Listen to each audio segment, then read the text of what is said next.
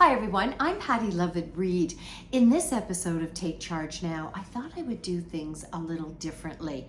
I reached out to followers that I have on Instagram and asked them the question, what's on your mind, financially speaking?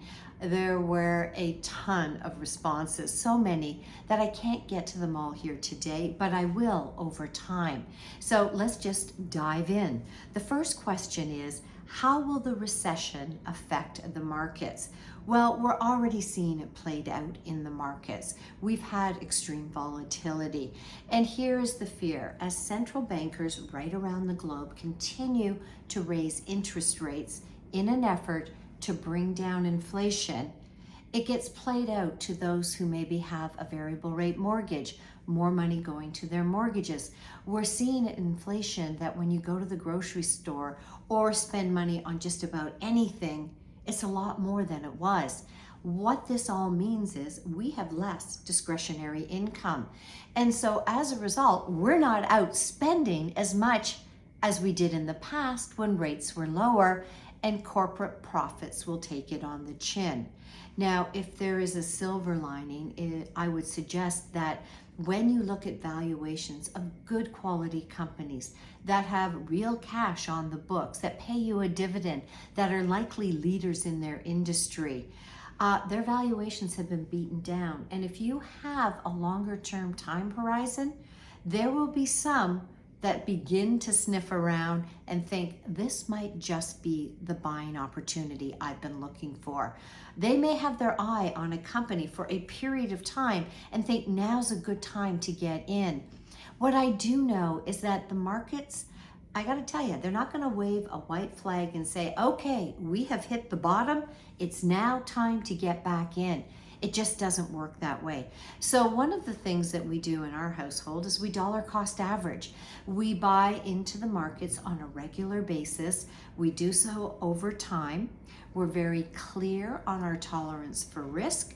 We're very clear on our time horizon, and it's slow and steady as she goes. So have I committed more money to this market right now? We have. Have we taken money off the table? We have not. And have we lost money? Sure we have. But I still believe over time with a balanced portfolio, we'll be okay. So I encourage each of you to say, okay, I know that potentially the economy could stall. We could be headed for a recession, albeit many believe a mild recession. So what does that mean to our household situation?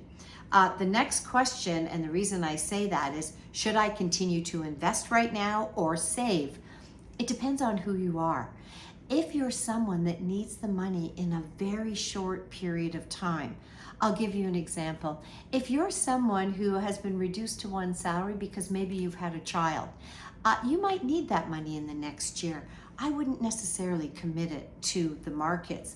But if you're someone else in that same demographic that has a job, has a little extra money, they like what they see in the markets in terms of valuation, they're thinking long term, why not? Stocks for the long run.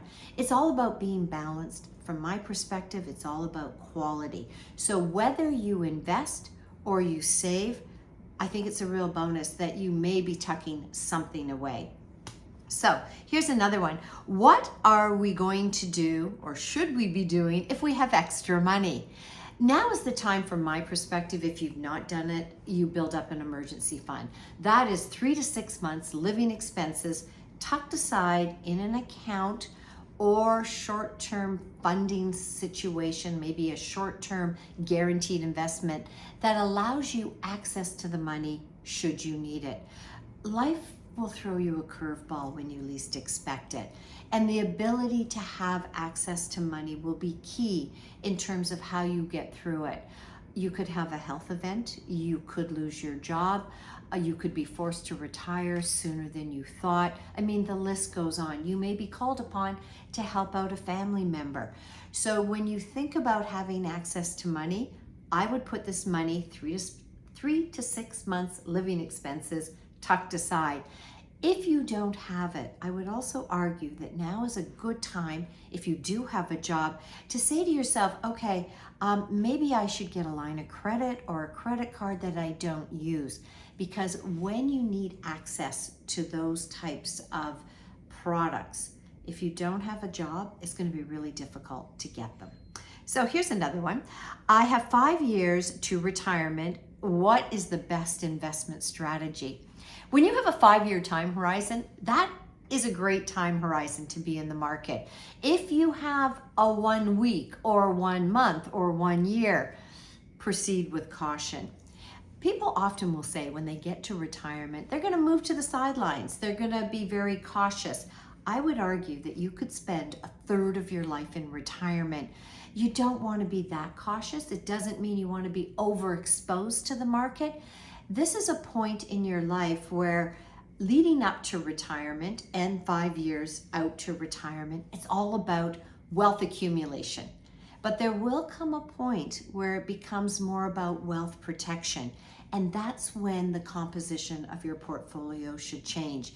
And maybe you're not as risk oriented as you were in your earning years while you were building up wealth. I also think when it comes to retirement, you start to understand what your expenses are, where you're spending your money, how much money you're going to need, what are your goals in retirement. I'll give you a resource here. She is a retirement expert and someone I have a great deal of respect for. Her name is Dr. Bonnie Jean McDonald. If you Google her, you will find that she has proven that in retirement, it makes more sense to delay government benefits for as long as you can, because this is an annuity for life, payment coming in for life, and start to draw down on your RRSPs and your tax-free savings account. It seems counterintuitive. Early on in your retirement, you draw down on your savings, your investments, versus taking the government benefits. You'll never run out of government benefits. The governments will always be there for you. So if you have some questions on that, I encourage you to Google her and look at some of the research that she's done. So how do you cut spending during inflation? Okay, when it comes to inflation, everything is costing more, everything. So you shut down the spending on discretionary products. The big one for people though is when it comes to the grocery store. And I think you need to go in with a budget. The groceries that you're buying need to have multiple purposes when it comes to the ingredients that you're putting in. You're using a freezer, you're thinking about the price, same day pricing, you're looking at the expiration date of things. Put it all into perspective. This is not going to last forever. The changes that you make right now, they will get you through right now, because I truly believe that in this economy, as we head potentially into definitely an economic slowdown, if not recession, what we will see when we come out the other side is there will be more employment. The economy will continue to grow. And what at the end of the day, we will get through this period of surviving to thriving. I will have a lot more on Take Charge Now next week. Thanks for following me.